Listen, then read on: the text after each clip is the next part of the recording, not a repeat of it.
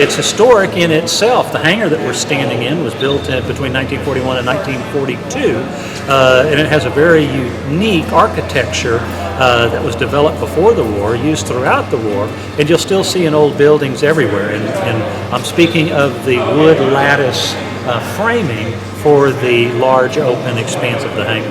The Confederate Air Force in the old days was, we have some very unique pieces, exceptionally rare pieces, and we have the opportunity to fly them right here in the Rio Grande Valley, so that's kind of special for us. Is it difficult or expensive to maintain them? They're very expensive to maintain. Even our little airplanes are just very expensive.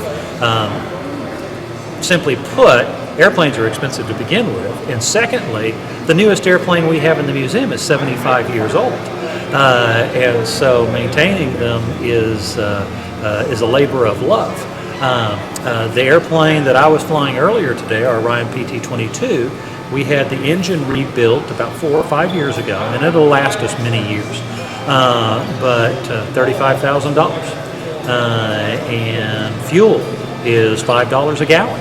A little less than that now. We think it's only $4.50 right now, so that's something. But still, even our simple antique trainers are very expensive. You have to love to do this, or it's very hard.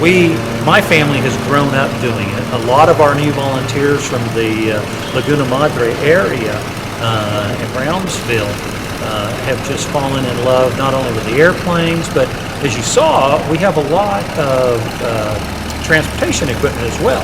Old trucks, Jeeps, equipment, just all sorts of things. So we have a lot of things that are of interest to a lot of different people, including, you saw that 1928 Model T that we have. That is a 2-owner, and their grandfather bought it brand new in 1928. And they kept it and used it for a long, long time. Eventually they donated it to the museum. There was a little confusion as to whom they really donated it to.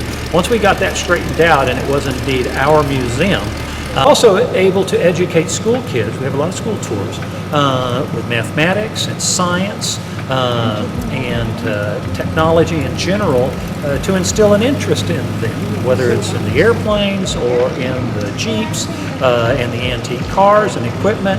You know, there's something for everybody, and we hope that we spark an interest in them for the next generation. So we got two things. We have the historical aspect, the patriotic aspect, and really the third thing is science and noise. It's just completely different than seeing